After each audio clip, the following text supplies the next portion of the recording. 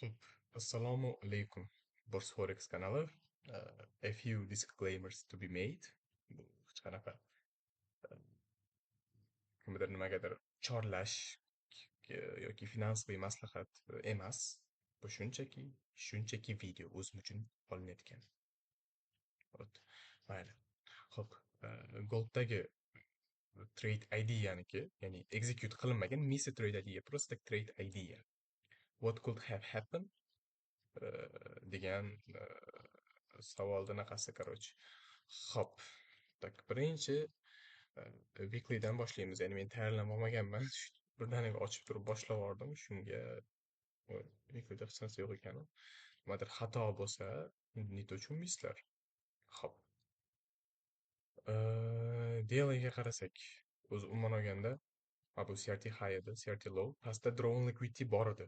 Bu FPG meni drawn liquidity, ya'ni narrativ tuzyapmiz. Nima desam ekan?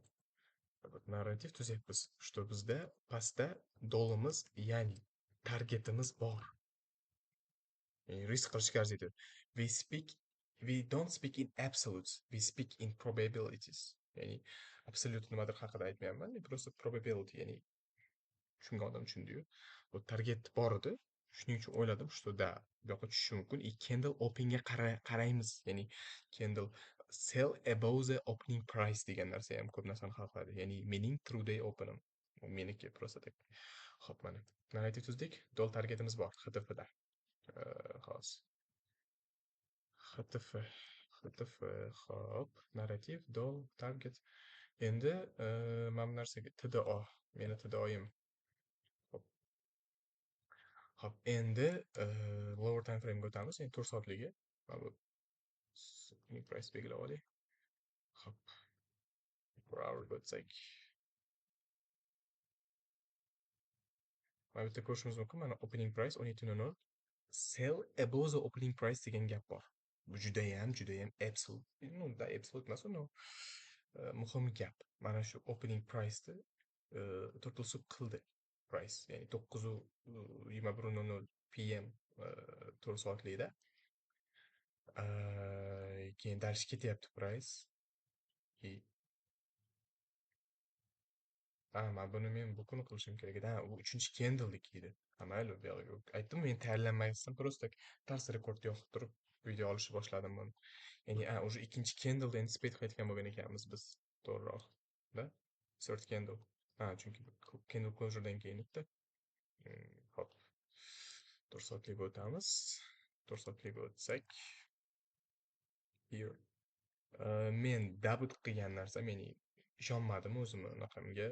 Chunki уже CBDR vaqti, ya'ni yozmasanglar bo'ladi.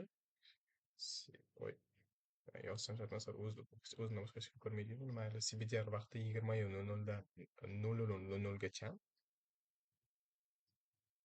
Shunaqamidi? Ha. Osiyo qachon o'tadi? 16:00 dan 20:00 gachami, shunaqa edi adashmasam.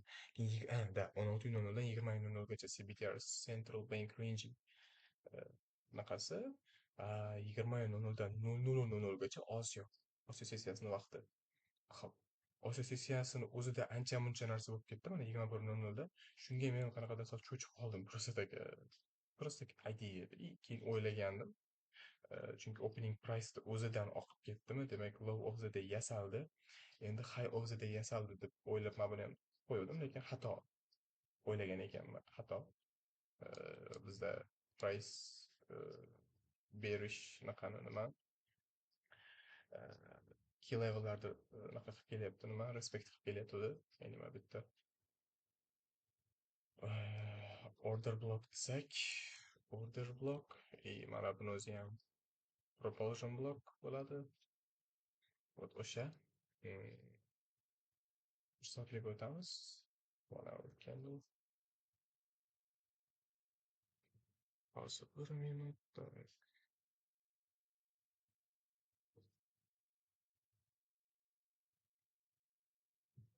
Assalomu alaykum.